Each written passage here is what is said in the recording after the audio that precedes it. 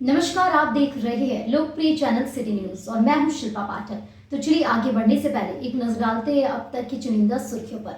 इस हेडलाइन के प्रायोजक हैं Savitri dental and implant centre. यहाँ डॉक्टर मोहित कुमार द्वारा कराएं अपने दांतों का बेहतर इलाज। पता HE high school court road Giridih. Irfania dental hospital and pathology में डॉक्टर ए अली सिद्दीकी एवं डॉक्टर फरहत जबीन द्वारा दांतों के संपूर्ण समस्याओं का पाएं निदान। पता main road Pachamba Giridih. Central pharma यानी कि दवाइयों का जंक्शन, जहां 24 घंटे अनुभवी चिकित्सक आपके स्वास्थ्य की देखभाल के लिए उपलब्ध है एवं हर प्रकार की दवाइयों पर 12% का फ्लैट डिस्काउंट दिया जाता है। पता याद रखें, सेंट्रल टावर पचम्बा रोड बोड़ो गिरिडीह।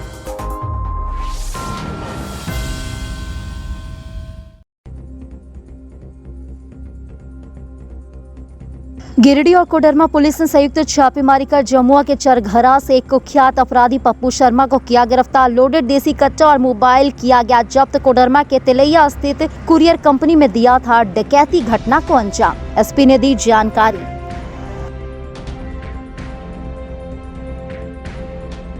भाजपा की ओर से उदनाबाद में लाभार्थी सम्मेलन का किया गया आयोजन। शामिल हुए केंद्रीय राज्य मंत्री साध्वी निरंजन ज्योति। 10 साल के कार्यकाल का मोदी सरकार की गिनाई उपलब्धियां। चंपई सोरेन पर भी साधी जमकर निशाना।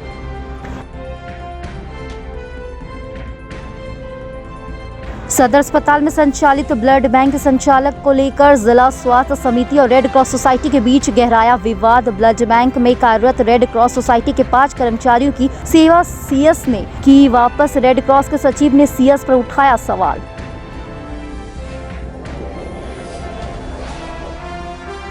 अग्निशमन कार्यालय में कल शाम को हुई चाकूबाजी घटना के आरोपी प्रदीप उरांव को नगर थाना पुलिस ने कोर्ट में पीसी करते हुए भेजा जेल। चालक के रूप में था कार्यरत घायल सब इंस्पेक्टर का चल रहा है सदर अस्पताल में इलाज। और इनोवेल क्लब ऑफ गिरिडीह की ओर से चैताडी मैटरनिटी हॉस्पिटल में 25 नर्सों को किया गया सम्मानित। बाद में 20 नर्सों को सदर अस्पताल में किया गया सम्मानित। अंतर्राष्ट्रीय इनोवेल क्लब के 100 वर्ष पूरे होने के उपलक्ष्य में आयोजित किए जा रहे हैं कई कार्यक्रम।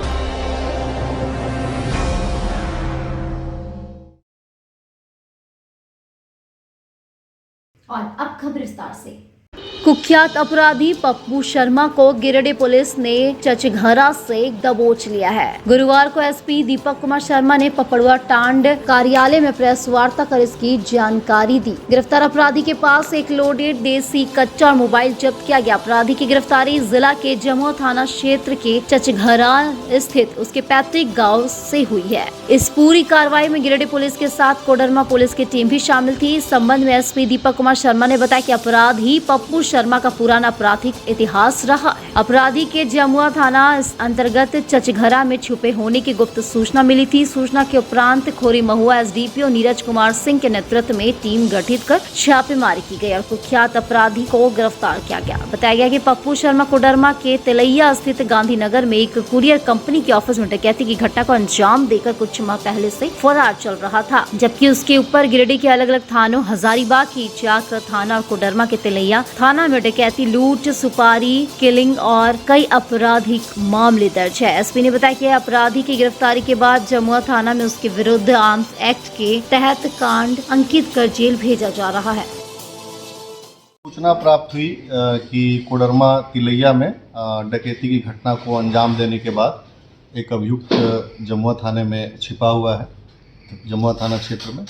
और इसके बाद एसपी कोडरमा से और कोडरमा के अन्य पुलिस पदाधिकारियों से बात करके जिला गिरिडीह और कोडरमा की एक संयुक्त छापामारी टीम का गठन किया गया।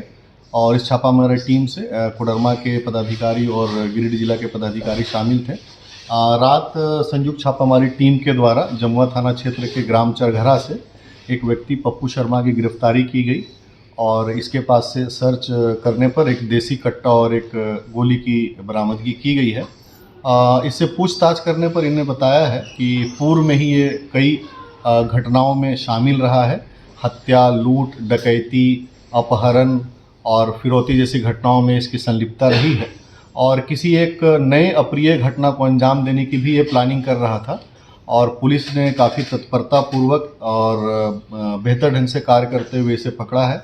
और हाल के ही दिनों में पुलिस सभी ऐसे अपराधी जो भी कहीं अपराध करके किसी अन्य सीमावर्ती जिलों में या उस जिले में भी छुपे हुए हैं तो पुलिस उसकी पड़ताल कर रही है और ऐसे सभी अपराधियों की भी गिरफ्तारी की जाएगी। इस गिरोह में और कुछ लोग शामिल थे क्या? इस गिरोह में और लोग भी शामिल थे, जिसमें से कुछ की गिरफ्तारी पहले कोडरमा पुलिस के द्वारा भी की जा चुकी है और कल के छापामारी में और गिरफ्तारी के बाद इनके कुछ साथियों का नया नाम भी सामने आया है और उसकी भी गिरफ्तारी का प्रयास किया जा रहा है।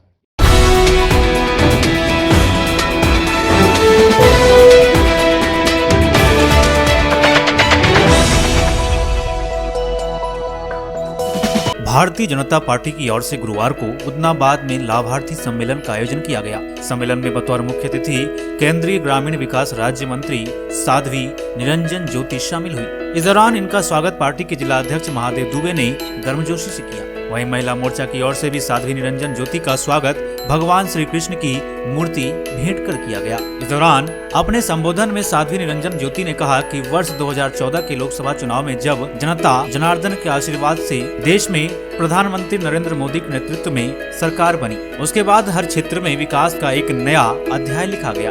लंबे वर्षों तक कांग्रेस की सरकार ने भारत को लूटने और पीछे धकेलने का काम किया। नरेंद्र मोदी ने आज भारत को विकास की नए शिखर पर पहुंचाने का काम किया है। आज विश्व में भी भारत का डंका बज रहा है। इन्होंने कहा कि भाजपा के नेतृत्व वाली केंद्र सरकार ने हमारे आध्यात्मिक धरोहर को भी सजाने और विकास करने का काम किया है।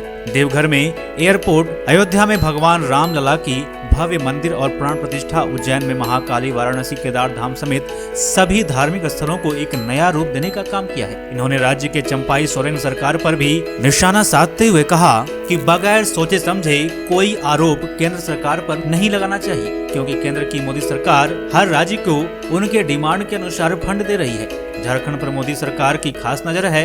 कहा कि सीएए का विरोध करना देश के विपक्षी दलों का कोई नया एजेंडा नहीं है, बल्कि वह हर मुद्दे पर विरोध करते हुए आई है। मौके पर पूर्व विधायक निर्भय कुमार शाहबादी, मंडल अध्यक्ष राजेश गुप्ता, दिलीप वर्मा, दीपक कुमार पंडित, रघुनंदन पाठक, संदीप डंगाइच, सुभाष चंद्र सिन्हा, नवीन सिंह, प्रदीप राय, महेंद्र वर्मा, दिलीप उपाध्याय, विभाकर, निर्भय सिंह, विनय सिंह, चुन्नूकांत, छोटेलाल यादव, दिनेश यादव, सीताराम वर्मा, सुनील पासवान, कामेश्वर पासवान, संगीता सेठ, अनूप सिन्हा, उषा कुमारी, सुमित सिंह, विनीता कुमारी, प्रकाश यादव, शालिनी वैसखियार, अनूप सिन्हा, रघु यादव, देवनाथ राणा, विवेश जलान, संजू देवी, प्रकाश दास, संजू सिंह, पुरुषोत्तम राय, अरविंद सिंह, सोनिया, कौशिक, फलेंदु, सावित्री, भारती, चैताली पाठक, सुरेंद्र लाल समेत कई लोग मौजूद रहे।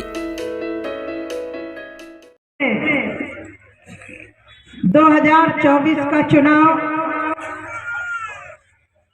यह चुनाव दो विचारधाराओं के बीच में हो रहा है। एक विचारधारा है देश को लूटो, पैसा कमाओ, देश को कंगाल करो, और एक व्यक्तित्व है आदरणीय नरेंद्र भाई मोदी जी। वह व्यक्तित्व गरीबों को गरीबी से ऊपर उठाने का एक विचारधारा ये है। एक विचारधारा लूटों की है और एक विचारधारा गरीबों को ऊपर उठाने वाली है। एक विचारधारा वो है कोयला खदान लूटने वाली, और एक विचारधारा वो है कोयला से अर्जित संपत्ति से गरीबों को घर बना के देने वाली। एक विचारधारा वो है जो परिवार के इर्द गिर्द घूमती है, और एक विचारधारा देश के यशस्वी प्रधानमंत्री जी अभी बिहार के पूर्व मुख्यमंत्री लालू यादव जी ने कहा मोदी जी के परिवार नहीं है, वो परिवार की पीड़ा क्या समझेंगे। तो मुझे लग रहा है कि मेरी तरफ से जवाब यही होगा, तुम 9 लोगों के परिवार वाले हो और मोदी जी 140 करोड़ व्यक्तियों के परिवार।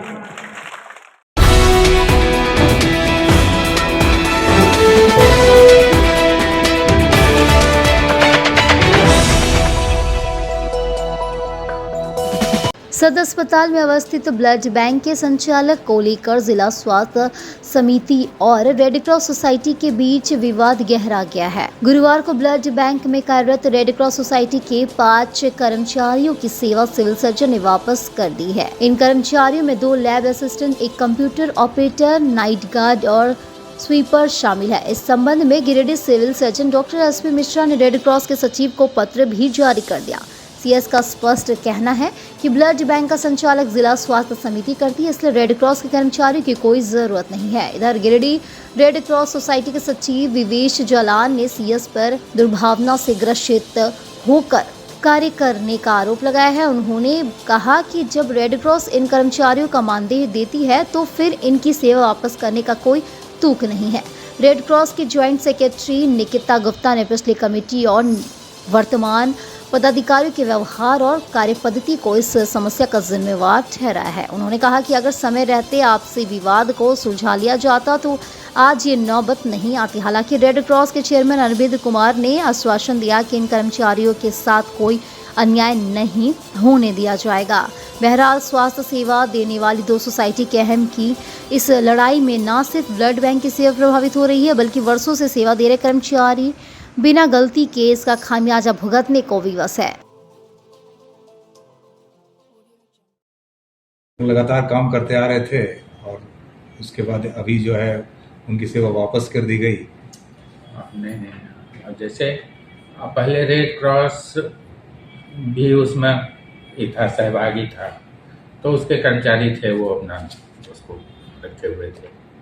अब उनकी सहभागिता समाप्त हो गई, तो जब हमारे कर्मचारी हैं, हमारे द्वारा संचालित है, तो पहले तो उनके जो भी कर्मचारी हैं वो अपना वापस ले जाएं।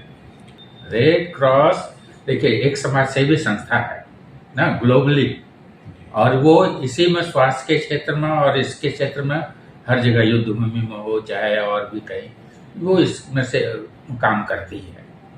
5 कर्मचारी का वेतन लगातार भारतीय रेड क्रॉस सोसाइटी देती आई है और जो प्रोसेसिंग चार्ज जो सरकार के द्वारा मिलता है उसी से हम लोग इस 5 कर्मचारी का वेतन व जितने भी इक्विपमेंट्स जो भी सिविल सर्जन के द्वारा मांगा जाता है उसका हम लोग सप्लाई करते हैं। हम लोग हमारे सम्मानित अध्यक्ष उपायुक्त से मिलने का प्रयास कर रहे हैं और उनसे मिलने का समय मांग रहे हैं। उनसे मिलकर उनका दिशा निर्देश प्राप्त करने के बाद आगे के लिए हम लोग फिर आगे का हम लोग बात करेंगे।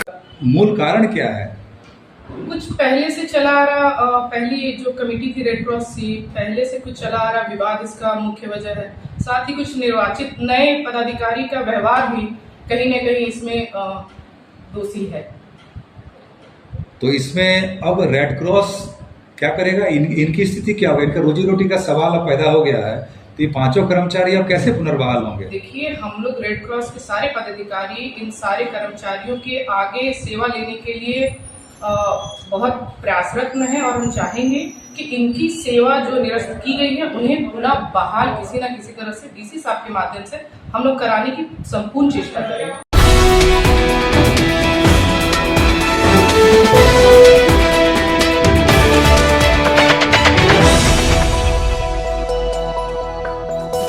अग्निशमन कार्यालय में हुई चाकूबाजी के आरोपी प्रदीप उरांव को नगर थाना पुलिस ने गुरुवार को गिरफ्तार कर सिविल कोर्ट में पेश किया, जहां से इसे जेल भेज दिया गया। आरोपी के विरुद्ध चाकूबाजी की घटना में घायल सब इंस्पेक्टर रवि रंजन सिंह की शिकायत पर नगर थाना में केस दर्ज किया गया था। गिरफ्तार आरोपी की निशानदेही पर घटनास्थल पर से घटना में प्रयुक्त 12 इंच का धारदार चाकू जब्त किया गया।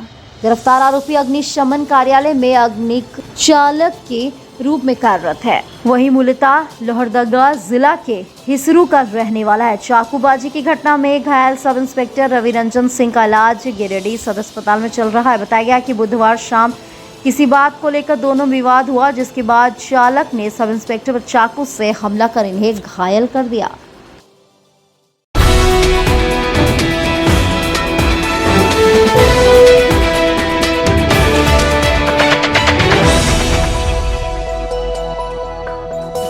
इनरविल क्लब ऑफ गिरिडीह द्वारा गुरुवार को चैताडी मैटरनिटी अस्पताल में 25 नर्सों को सम्मानित किया गया। उसके बाद सदर अस्पताल में 20 नर्सों को सम्मानित किया गया। अंतर्राष्ट्रीय इनरविल के 100 वर्ष पूरे होने के उपलक्ष्य में इनरविल क्लब गिरिडीह इस वर्ष कई क्षेत्रों में 100 की संख्या में सेवा कार्य कर रहे। इसी सिलसिले में क्लब द्वारा शहर के विभिन्न अस्पतालों की 100 नर्सों को सम्मानित करने का संकल्प लिया गया। क्लब द्वारा शुक्रवार को मर्सी हॉस्पिटल की नर्सों को और 19 मार्च को शिवम हॉस्पिटल की नर्सों को सम्मानित किया जाएगा। कार्यक्रम में क्लब अध्यक्षा रेखा तर, अंतर्राष्ट्रीय Inner Wheel editor Prabha Raghunandan, district editor Rashmi Gupta, past president Mausami, Sarkar club सदस्य सोनी कंदे, आराधना एवं जॉली हल्दर आदि उपस्थित थे। आज इनरविल क्लब ऑफ गिरिडीह सदर अस्पताल में नर्सों को सम्मानित करने के लिए आया है। बता दें कि क्यों ये हम लोग ये कार्य करने जा रहे हैं, क्योंकि अंतर्राष्ट्रीय इनरविल का 100 वर्ष पूरा हो गया है 2024 में, और हमारे जो इनरविल की संस्थापिका मार्गरेट ओलिवर गोल्डिंग, वो एक खुद नर्स थी जिन्होंने इस संस्था की स्थापना की। तो उनको सच्ची श्रद्धांजलि देने के लिए हमारी संस्था ने ऐसा बीड़ा उठाया कि चूंकि 100 वर्ष पूरा हुआ इनरविल का, तो गिरिडीह में हम लोग 100 नर्सों को सम्मानित करेंगे। तो इसी सिलसिले में आज हम लोग सबसे पहले चैताडी मैटरनिटी हॉस्पिटल गए थे। वहां हमने 25 नर्सों को सम्मानित किया। यहाँ पर भी हम लोगों ने 20 नर्सों को सम्मानित करने के लिए हम लोग यहाँ आए, और इसके बाद ये सिलसिला हम लोग का चलता रहेगा। हम लोग दूसरे मर्सी हॉस्पिटल की नर्सों को सम्मानित करने वाले हैं आने वाले दिनों में, और उसके बाद शिवम क्लिनिक जो है doctor Indira Singh, doctor SK Singh का, वहाँ की नर्सों को भी सम्मानित करने वाले हैं। और इस तरह करके हम लोग गिरिडीह शहर में 100 नर्सों को सम्मानित करने जा रहे हैं।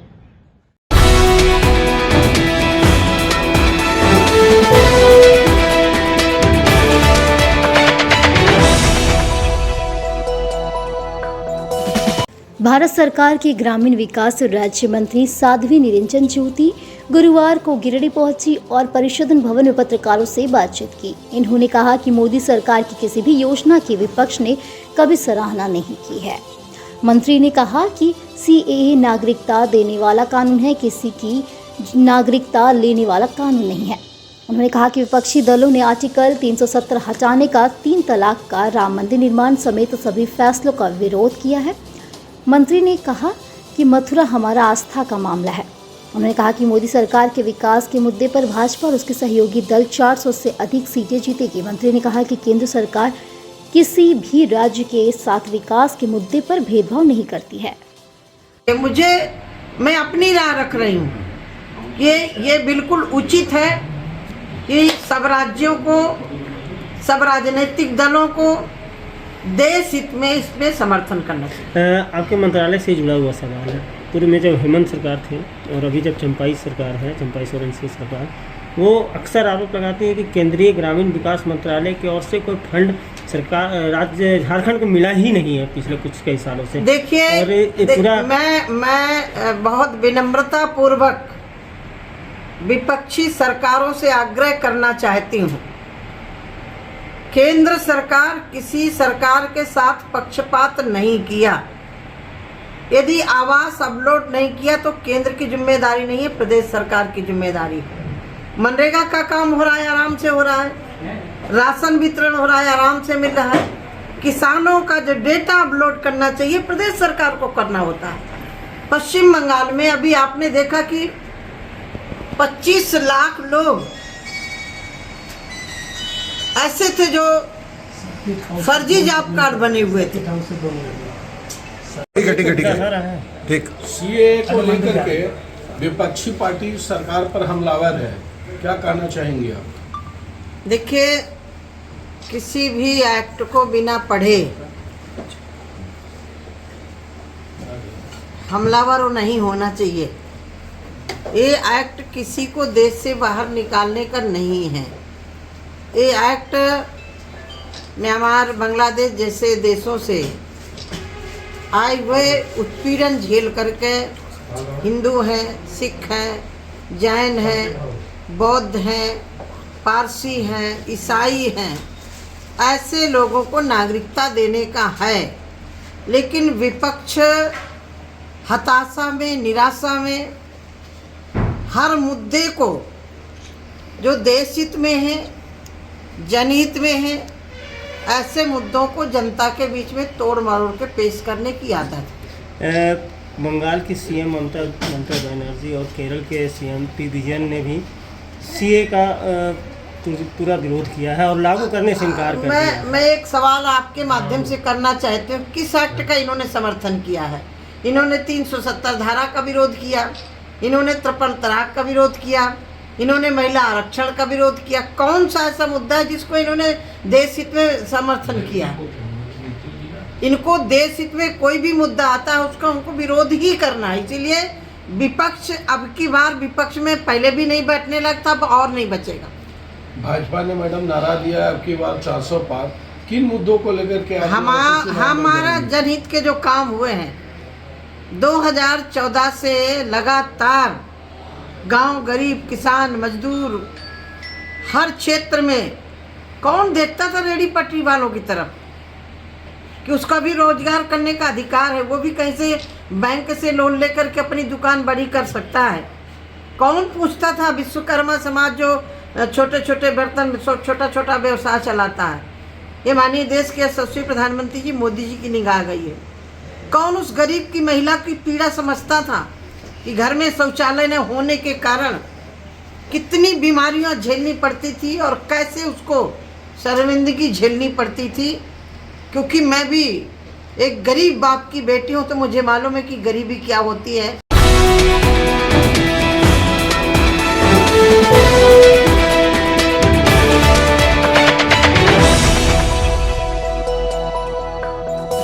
भाकपा माले के द्वारा गुरुवार से गांधी के मेड़ों में घर घर से चुनाव संघर्ष कोष संग्रह की शुरुआत की गई। इस दौरान कहा गया कि भाजपा के लिए कंपनियों का विकास ही गरीबों का विकास है, इसलिए इस बार जनता ही जन विरोधी भाजपा को जवाब देगी। गांधी प्रखंड के मेड़ों में भाकपा माले नेता राजेश यादव की मौजूदगी में प्रखंड सचिव मेहताब अली मिर्जा, इंकलाबी नौजवान सभा के प्रखंड संयोजक सलामत अंसारी, पिंटू यादव, रोहित यादव आदि ने कोडरमा लोकसभा चुनाव के लिए भाकपा माले के चुनावी संघर्ष कोष के लिए स्थानीय लोगों से प्रति घर 20 रुपए का सहयोग लेने की शुरुआत की। मौके पर माले नेता श्री यादव ने कहा कि देश की भाजपा सरकार कॉर्पोरेटों के पैसे से चल रही है, इसलिए गरीबों के ऊपर महंगाई का बोझ है, युवाओं के लिए रोजगार नहीं है, गरीबों का कर्ज माफ नहीं लेकिन कंपनियों का माफ। बदले में भाजपा को बेहिसाब चंदा है जिसे बचाना चाहती जनता को इस साजिश को समझने की जरूरत है। देश के करोड़ों गरीब लोग अब इस बात को समझने लगे हैं, इसलिए मोदी के झांसे में आने वाले नहीं है। उन्होंने कहा कि जनता को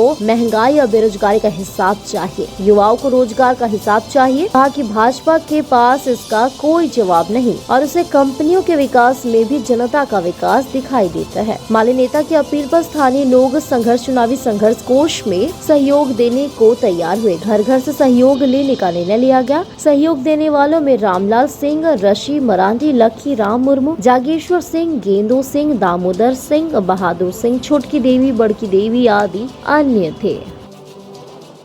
कोडरमा लोकसभा क्षेत्र से भाकपा माले के द्वारा चुनावी अभियान शुरू किया जा चुका है और इस बार जबकि पूरे देश में भाजपा हटाओ देश बचाओ का नारा चल रहा है, ये भाजपा इस देश के संविधान, लोकतंत्र और जनता के लिए एक तरह से बोझ बन चुकी है। इसलिए इस सरकार को इस बार हटाना है। भाजपा की सरकार ने यह साबित किया है कि उसे आम जनता से कोई लेना देना नहीं है। आम जनता के हिस्से में सिर्फ महंगाई और बेरोजगारी आई है। इस सरकार के रीजन में जमकर भ्रष्टाचार हुआ है और एक भी वादे इस सरकार ने पूरे नहीं किए हैं। जनता महंगाई से त्रस्त है, बेरोजगारी से हर घर परेशान है। इसलिए इस बार लोगों ने तय किया है कि भाजपा को हटाना है और इस कोडरमा लोकसभा क्षेत्र में इसी उम्मीद के साथ और इसी आह्वान नारे के साथ हम तमाम लोग लगे हुए हैं। और इस बार एक विशेष बात यह है कि घर घर से लोग चुनावी कोष में सहयोग दे रहे हैं। ये एक बड़ी बात है। भाजपा जब कॉर्पोरेटों के पैसों से चुनाव लड़ रही है तो भाकपा माले यहाँ कोडरमा में घर घर से 20 रुपया सहयोग लेकर के हम लोग इस चुनावी अभियान में कूद गए हैं और लोग बड़ी उत्साह के साथ भाकपा माले को सहयोग कर रहे हैं। हम उम्मीद करते हैं कि कोडरमा से भाजपा को हम लोग परास्त करेंगे।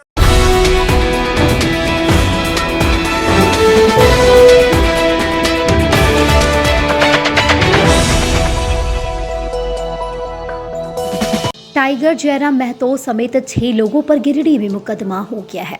गुरुवार को मुफस्सिल थाना से इसकी जानकारी दी गई। बताया गया कि बिना अनुमति के 10 मार्च को बुनियादी फुटबॉल मैदान में कार्यक्रम करने पर JPKSS के सुप्रीमो टाइगर जयराम महतो समेत 6 लोगों के विरुद्ध में प्राथमिकी दर्ज की गई है। बताया गया कि समिति के केंद्रीय महामंत्री अबरार हुसैन के द्वारा सभा करने की अनुमति की मांग की गई थी, लेकिन पुलिस बल की कमी और मुख्यमंत्री के कार्यक्रम को देखते हुए इन लोगों को सभा की अनुमति नहीं दी गई, जिसकी सूचना सभा की अनुमति मांगने वाले अबरार हुसैन के CO के द्वारा दे दी गई थी। फिर भी सभा किया जाना असंवैधानिक है।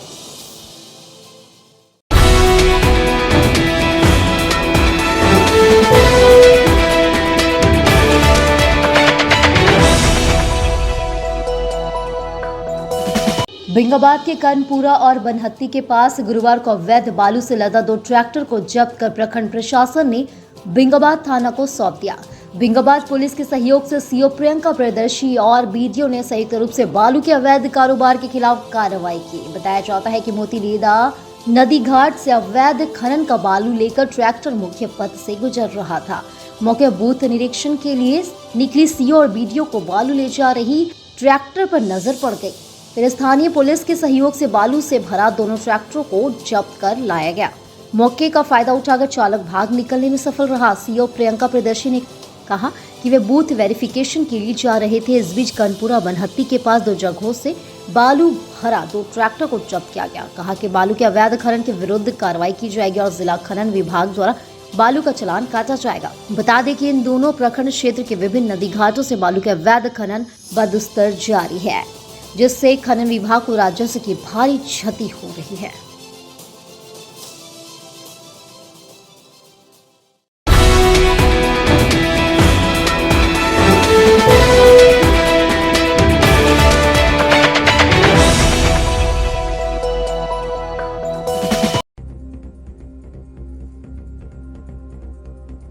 गिरिडीह और कोडरमा पुलिस ने संयुक्त छापेमारी कर जमुआ के चरघरा से एक कुख्यात अपराधी पप्पू शर्मा को किया गिरफ्तार। लोडेड देसी कट्टा और मोबाइल किया गया जब्त। कोडरमा के तिलैया स्थित कुरियर कंपनी में दिया था डकैती घटना को अंजाम। SP ने दी जानकारी।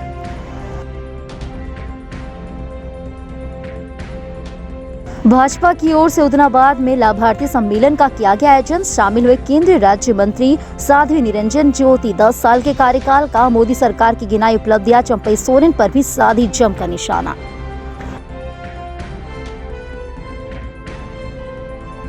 सदर अस्पताल में संचालित ब्लड बैंक संचालक को लेकर जिला स्वास्थ्य समिति और रेड क्रॉस सोसाइटी के बीच गहराया विवाद। ब्लड बैंक में कार्यरत रेड क्रॉस सोसाइटी के 5 कर्मचारियों की सेवा CS ने की वापस। रेड क्रॉस के सचिव ने CS पर उठाया सवाल।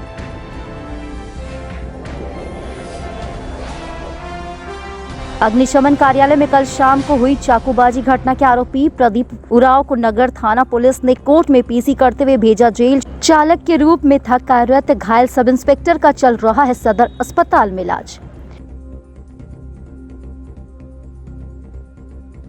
और इनविल क्लब ऑफ गिरिडीह की ओर से चैताडी मैटरनिटी हॉस्पिटल में 25 नर्सों को किया गया सम्मानित। बाद में 20 नर्सों को सदर अस्पताल में किया गया सम्मानित। अंतर्राष्ट्रीय इनविल क्लब के 100 वर्ष पूरे होने के उपलक्ष्य में आयोजित किए जा रहे हैं कई कार्यक्रम।